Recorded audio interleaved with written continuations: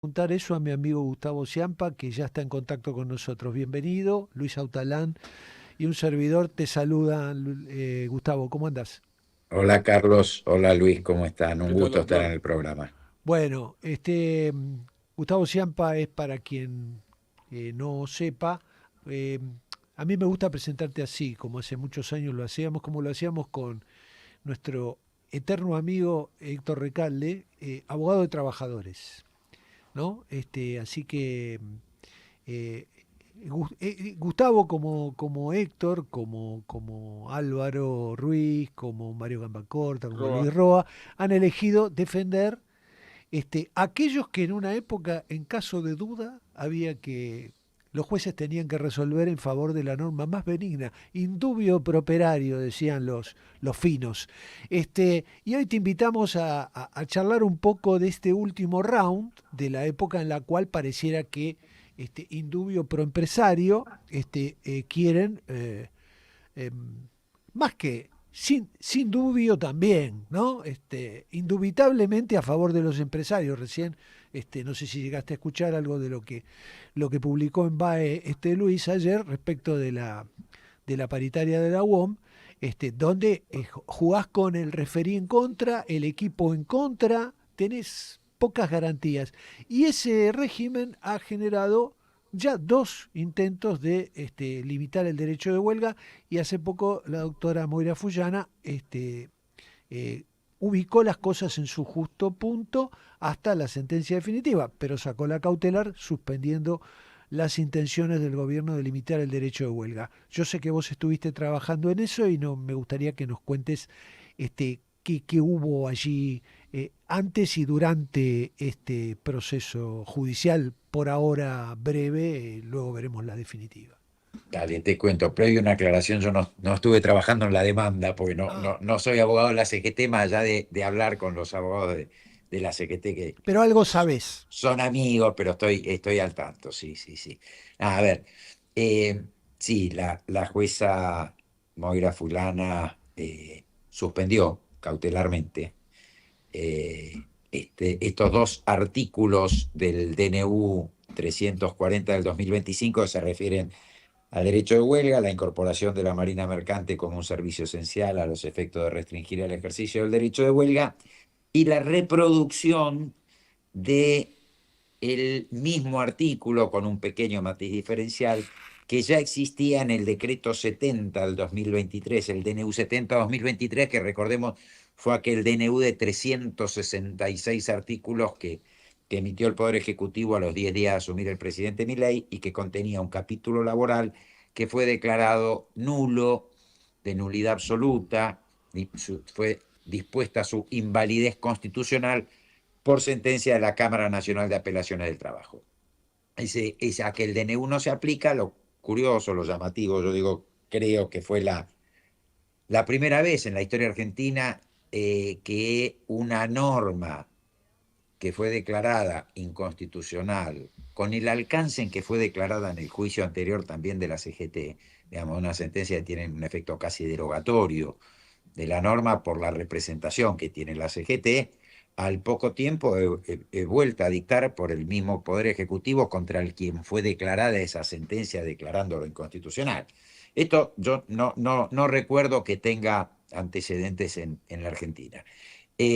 Porque si bien en nuestro sistema judicial las sentencias únicamente son oponibles y son aplicables a las partes de un juicio, esto no sucede cuando, como en este caso, quien hace el juicio lo hace en, en representación de derechos colectivos. En este caso, la CGT actúa no por la CGT misma, no es un juicio en que la CGT, que es parte, se limita a sus derechos, sino que está ejerciendo la representación de todos los trabajadores y trabajadoras de la República Argentina y de todas las organizaciones sindicales de la República Argentina. Este es el efecto que yo digo general, erga omnes, llamamos en términos de derecho, con esos latinazgos que a veces se utilizan. Por eso digo un efecto casi derogatorio. Bueno, la Gustavo, jueza Gustavo, y Moira diría, Pulana detuvo ahora este decreto, con lo cual no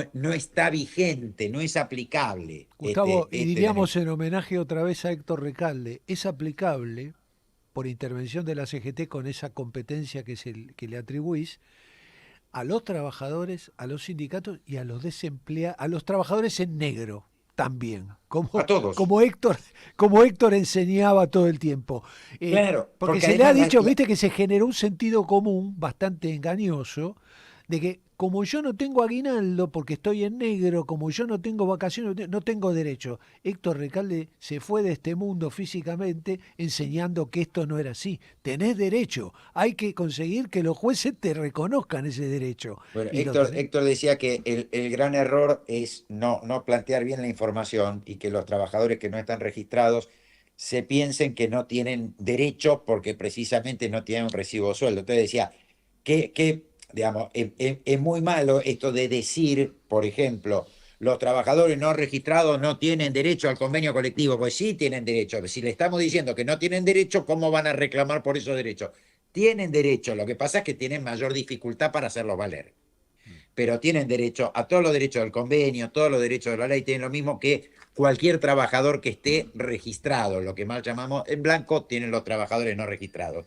Y en este caso, claro, fíjate la trascendencia de este juicio, que si uno considerara que alguien que hoy no es trabajador o trabajadora, pero empieza a trabajar dentro de 6 meses, y esta medida cautelar sigue vigente, si alguien le quiere aplicar este DNU no puede, y no se puede decir, bueno, pero en el momento en que la CGT hizo el juicio o que salió la sentencia no era trabajador, entonces no estaba representado. Sí, pues esta es la característica de representar un derecho colectivo o un interés colectivo. Comprende a todos los que en algún momento estén dentro de las categorías representadas. Con categoría quiero decir trabajador, trabajadora, ocupado, desocupado, registrado, no registrado, no importa. Trabajador o trabajadora y organización sindical. Entonces, digamos, esto es importante. Este DNU era, digamos, tiene más de un vicio de inconstitucionalidad. La jueza de primera instancia otorgó la medida cautelar, suspendió la aplicación del DNU a todas las organizaciones sindicales y a todos los trabajadores y trabajadoras por considerar, porque digamos, en una medida cautelar es un análisis preliminar, ¿no? Después, digamos, habrá sentencia de fondo, que confío yo que también se va a declarar la inconstitucionalidad. Lo que dijo la jueza es, bueno, a ver, lo traduzco yo y agrego algunas cosas para hacerlo creo yo, más claro. El derecho de huelga es un derecho constitucional, es un derecho humano que está garantizado por los tratados internacionales de derechos humanos. ¿Esto quiere decir que no puede ser reglamentado? No, no quiere decir eso. La doctrina ha entendido que no hay derechos absolutos. En la Constitución Nacional puede ser reglamentado. A reglamentar quiere decir hacerlo operativo.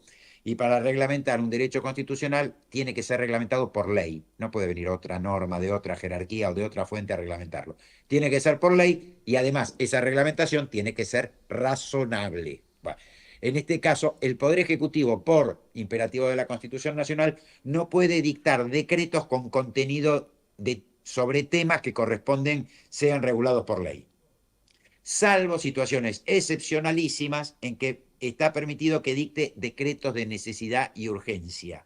Los decretos de necesidad y urgencia son decretos que tienen contenido de ley, pero para que el Poder Ejecutivo pueda dictar normas, decretos de necesidad de urgencia que tienen contenido de ley, tiene que darse la situación de que no pueda reunirse el Congreso Nacional o que la situación sea de tal urgencia que no admita la espera de los tiempos razonables que conlleva el tratamiento de las leyes. Y la jueza lo que dice es, el Congreso está en sesiones ordinarias, con lo cual no hay obstáculo para que esto haya sido enviado, en su caso, como un proyecto de ley que sea tratado por el Congreso. Entonces, como el Poder Ejecutivo está avanzando sobre competencias de otro poder y no tiene facultades para hacer esto que hizo, dice, dicta una medida cautelar suspendiendo preventivamente la vigencia de este DNU 340-2025. Pero además, y esto lo agrego yo, esto no lo dice la medida cautelar, y está bien que no lo diga para no avanzar en el tratamiento de contenido, este DNU es además inconstitucional por su contenido. Y el ser inconstitucional por su contenido me hace llevar a afirmar que aun cuando esto hubiera salido por ley, también sería inconstitucional.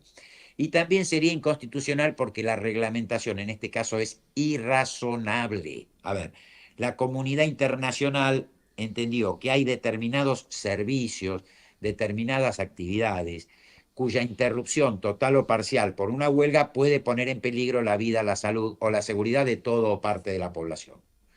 Cuando sucede eso, califica, llama a esos servicios servicios esenciales en sentido estricto del término. Y admite que en esos servicios esenciales puede haber alguna restricción al ejercicio del derecho de huelga. ¿En qué consiste la restricción? En que no pueda paralizarse totalmente el servicio, que haya que garantizar determinados servicios mínimos para evitar poner en peligro la vida, la salud o la seguridad de todo o parte de la población. ¿Cuáles son estos servicios esenciales en sentido estricto?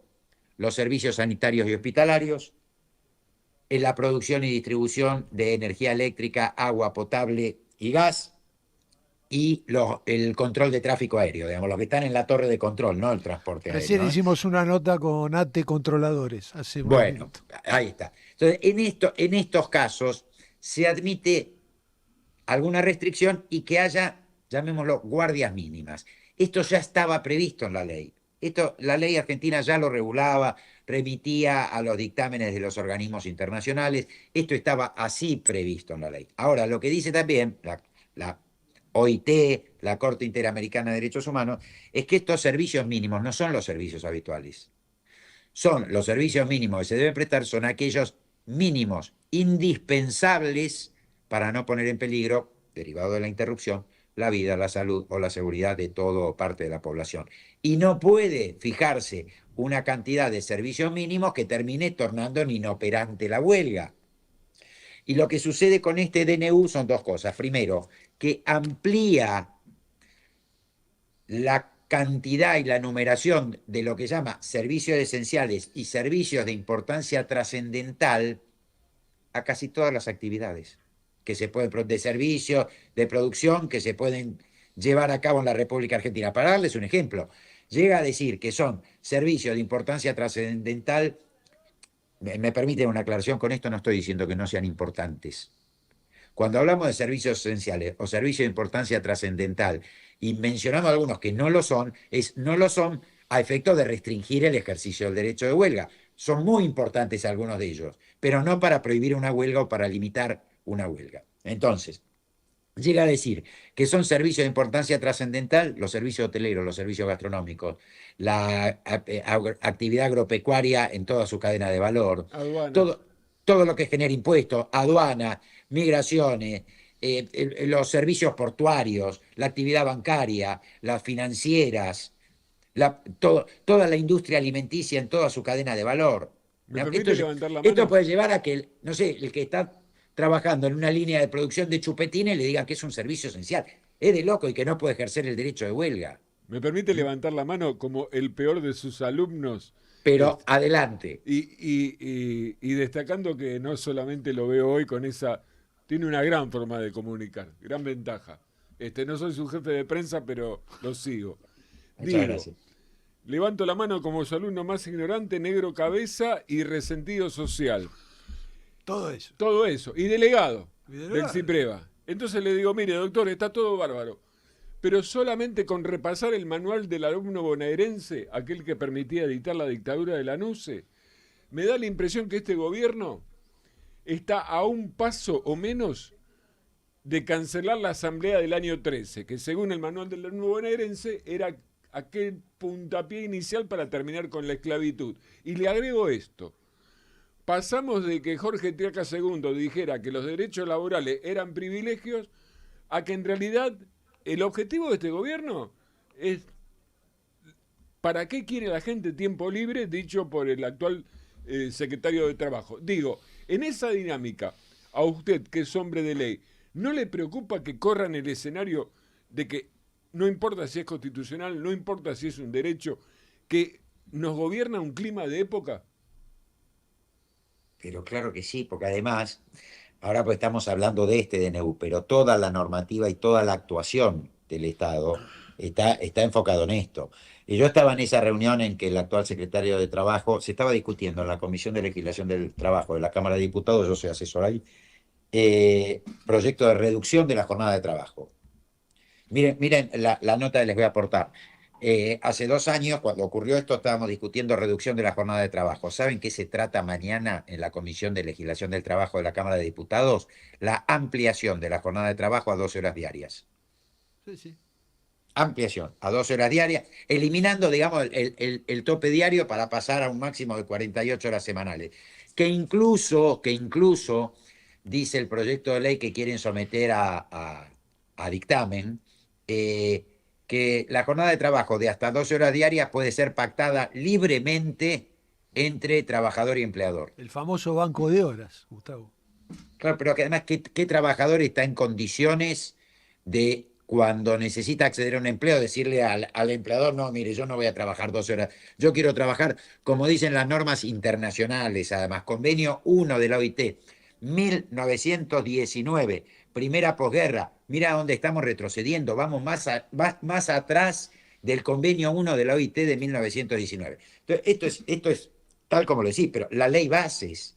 Mira, decía, yo estaba en esa reunión donde el actual secretario de Trabajo, no era secretario de Trabajo en ese momento, fue en representación de la UIA, dijo esta frase que memoraba lo que en otro momento fue un gag cómico de Rogelio Roldán, si lo recuerdan, Olmedo, cuando el jefe no lo dejaba volver a la casa, y él dijo esto, dice, ¿para qué necesitan descansar los trabajadores? ¿Por qué?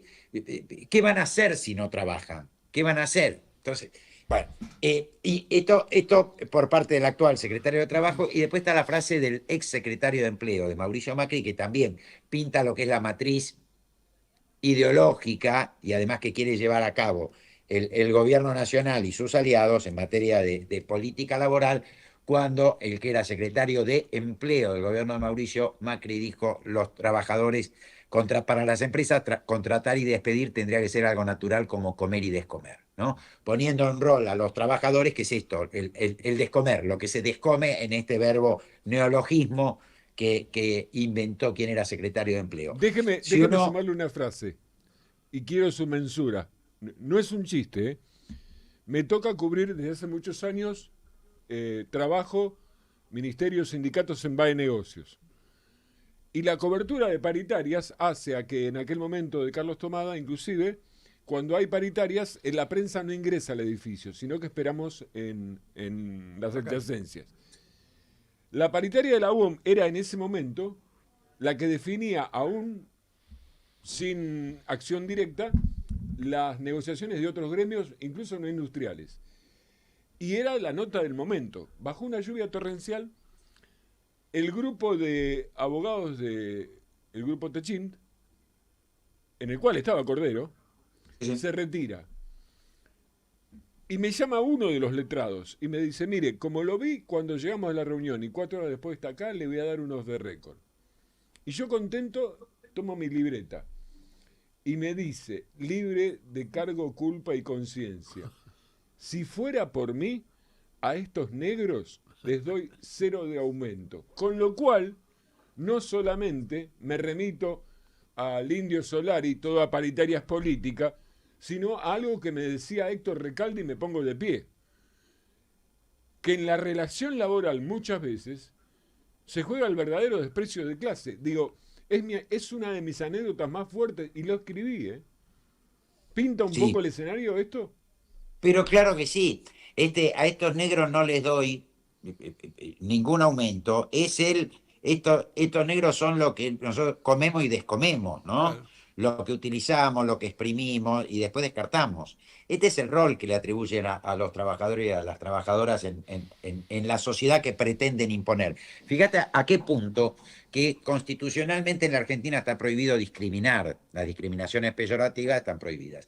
Hay una ley antidiscriminación que, como toda ley antidiscriminación, no puede permitir que se discrimine a algunos que no estarían comprendidos en los términos de esa ley, que dice todo acto discriminatorio es nulo. Que un acto discriminatorio sea nulo quiere decir que no produce efectos y que a pedido de la víctima del acto discriminatorio el que discriminó tiene que volver la situación atrás como si el acto discriminatorio no hubiera existido y además reparar los daños y perjuicios producto de esa discriminación. La ley Bases, julio del año pasado, promovida por el gobierno nacional, dispone que a los trabajadores se los puede discriminar.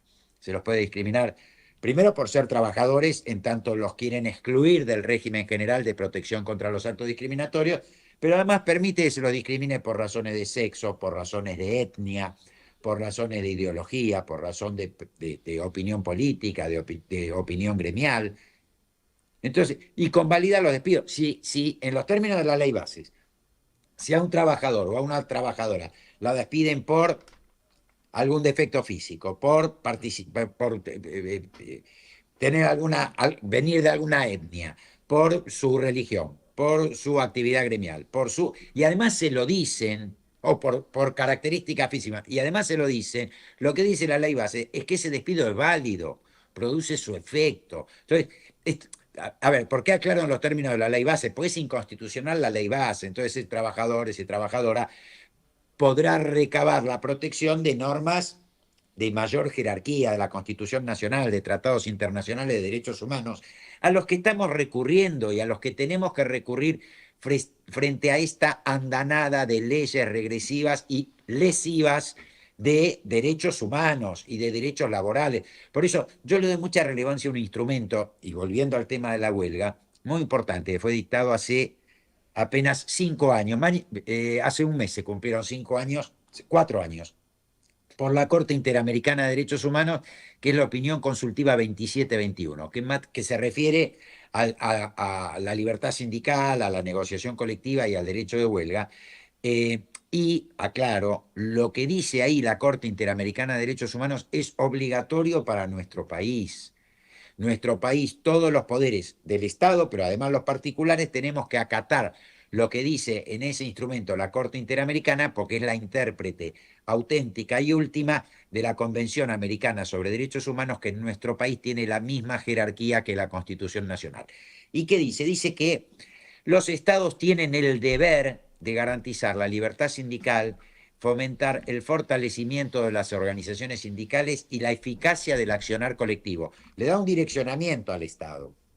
Tiene que garantizar la eficacia del accionar colectivo. Y en materia de huelga, yendo a algo más puntual, dice las leyes tienen que proteger que los trabajadores y trabajadoras puedan ejercer eficazmente el derecho de huelga. Dice que el derecho de huelga es el instrumento más poderoso con que cuentan los trabajadores, trabajadoras y sus organizaciones sindicales para la defensa de sus intereses y sus derechos.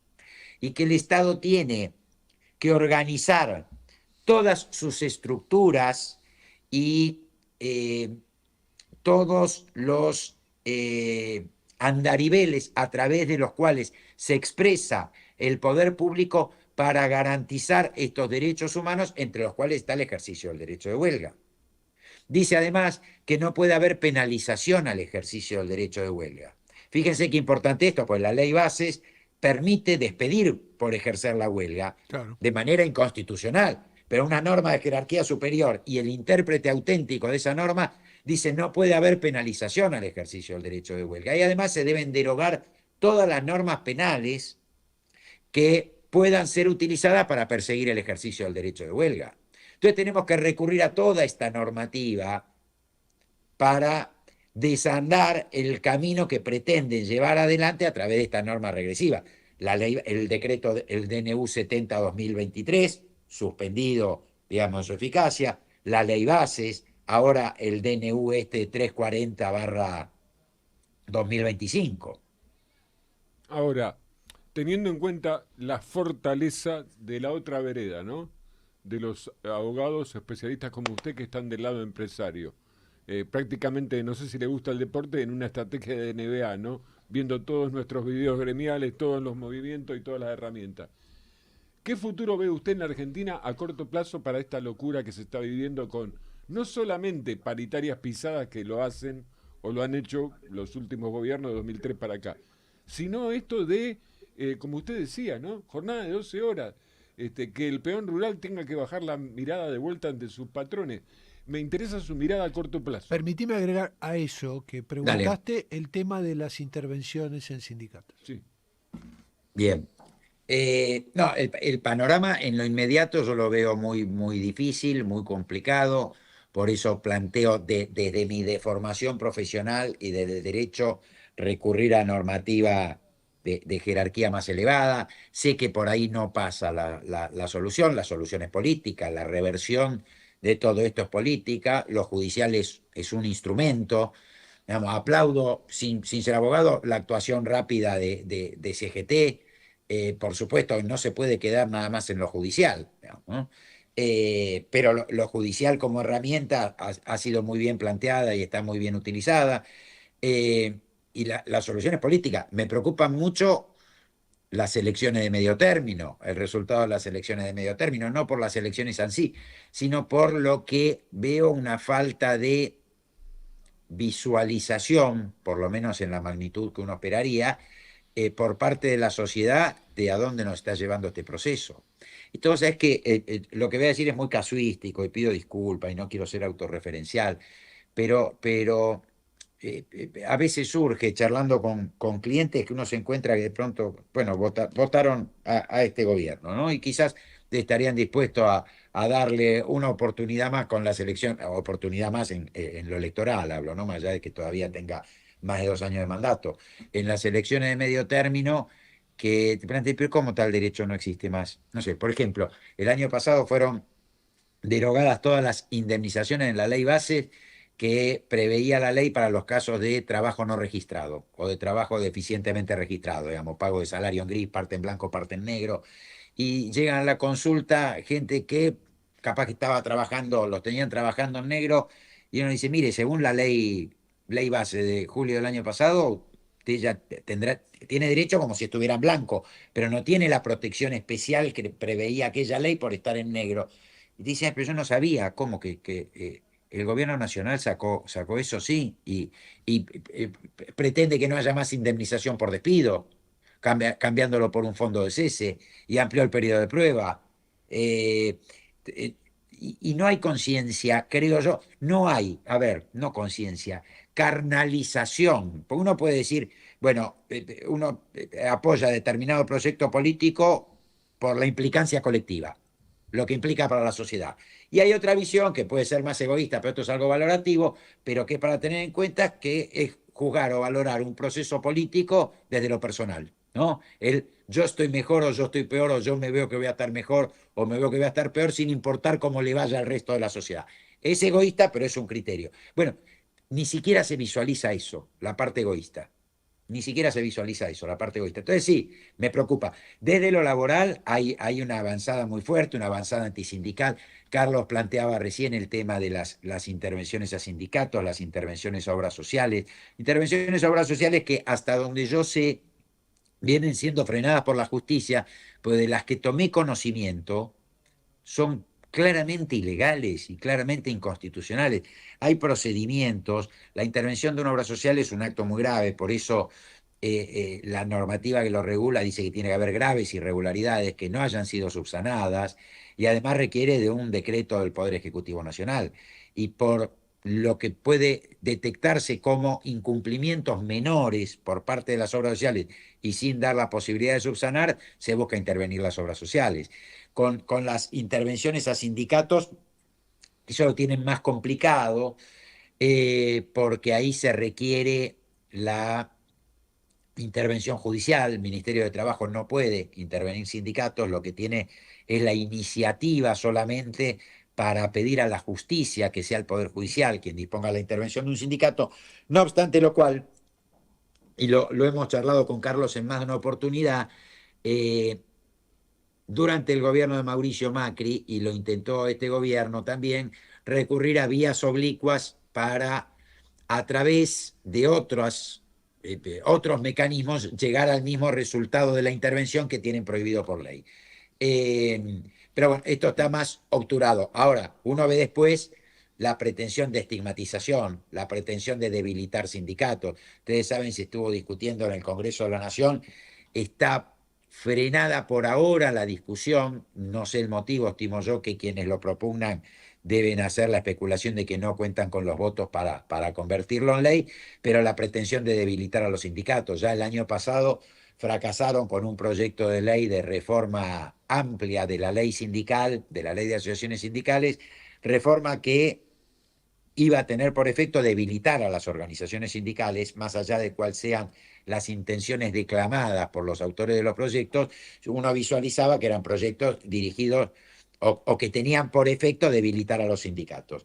Y algunos de esos proyectos por ahora subsiste, uno que se refiere a las contribuciones solidarias, quieren debilitarlo desde el punto de vista económico ahora. Pero bueno, lo que ocurre con las paritarias, déjame, ya que sacaron el tema ustedes, hacer una mención importante, porque las paritarias o la negociación colectiva, como jurídicamente es el término, no son nada más un instrumento regulador de condiciones de trabajo y de salario, ¿no? Porque uno, si considerara que es un instrumento regulador, lo podría entender como un instrumento neutro que sirve para mejorar o para empeorar la situación de los trabajadores.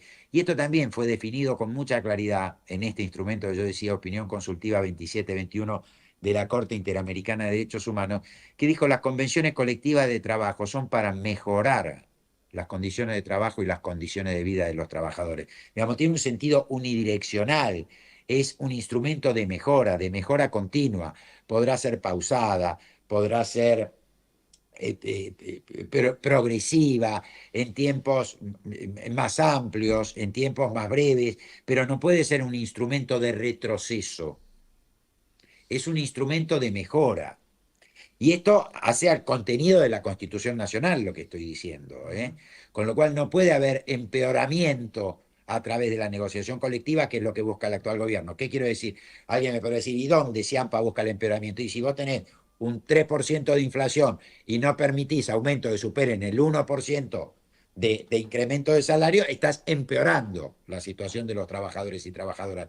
Este es un uso desviado, un uso abusivo del instrumento legal. Abusivo quiere decir no que se usa mucho. Abusivo en términos jurídicos quiere decir que se lo usa con una finalidad diferente a la que se tuvo en consideración al reconocerlo. Cuando la Constitución Nacional garantiza a los gremios, no es una garantía bilateral la de la negociación colectiva, se lo garantiza a un solo sector, a la representación de los trabajadores y trabajadoras le garantiza la Constitución Nacional el derecho a negociar colectivamente. Lo hace en este sentido que supo plasmar la Corte Interamericana, para mejorar las condiciones de vida y de trabajo. Si uno pretende, como pretende el actual gobierno, utilizar la negociación colectiva para encorsetar, para hacer, para retraer, para que sea degradatoria de las condiciones de vida de trabajadores y trabajadoras, o las condiciones de trabajo, está haciendo esto, un uso abusivo, un uso desviado y por ende un uso ilegal del instrumento. Gustavo, Sí. no me quiero perder, y esto te pido brevedad, porque ya se nos va el programa de hoy, agradeciéndote mucho por tu tiempo.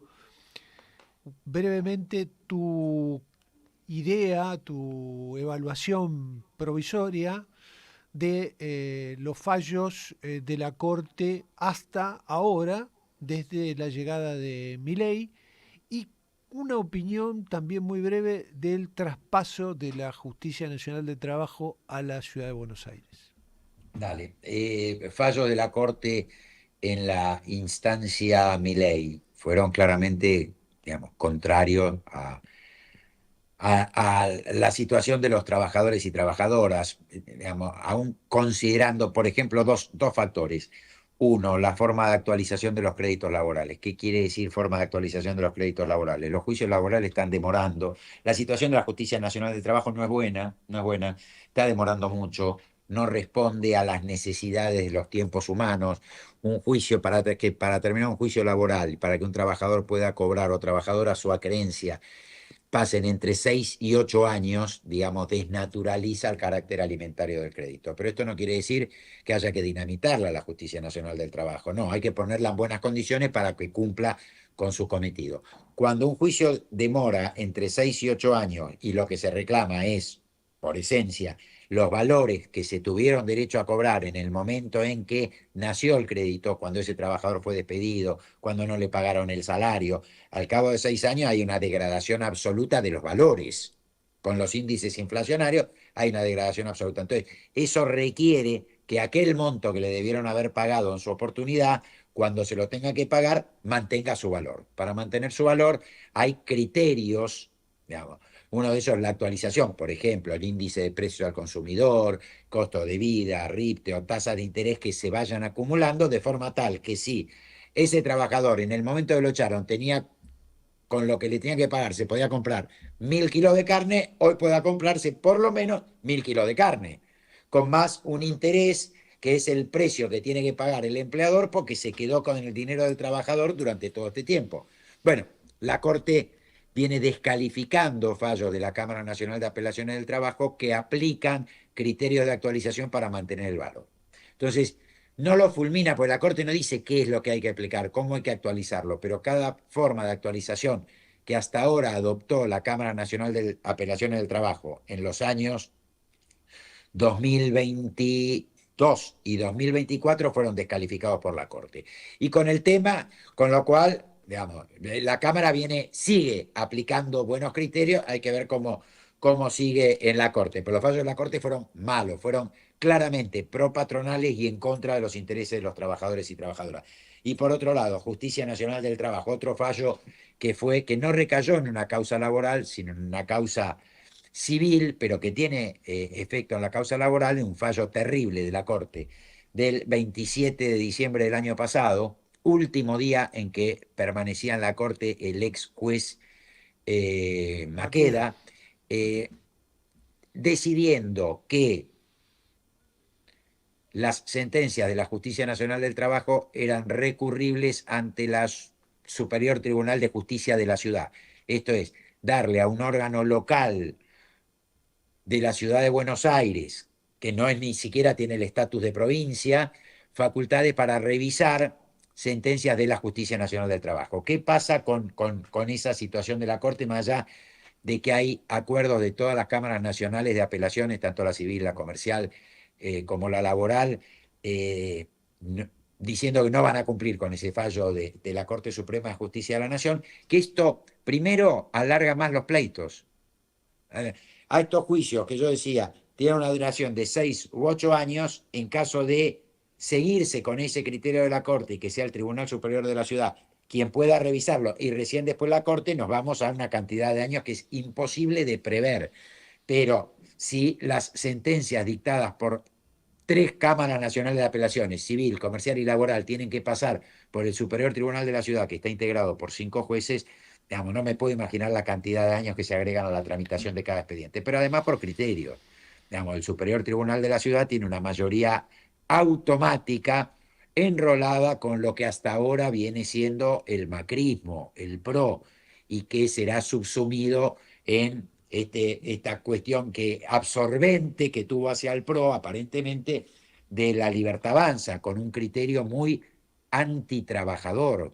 Cuando el jefe de gobierno de la ciudad, Jorge Macri, anunció que implementaban los concursos para elegir a los jueces laborales de la ciudad para que haya una justicia en la ciudad que tenga en cuenta los intereses de los empleadores y no falle siempre a favor de los trabajadores, cosa que es un mito, porque la Justicia Nacional del Trabajo no falla siempre a favor de los trabajadores. Yo dije, bueno, están creando la justicia patronal en la ciudad.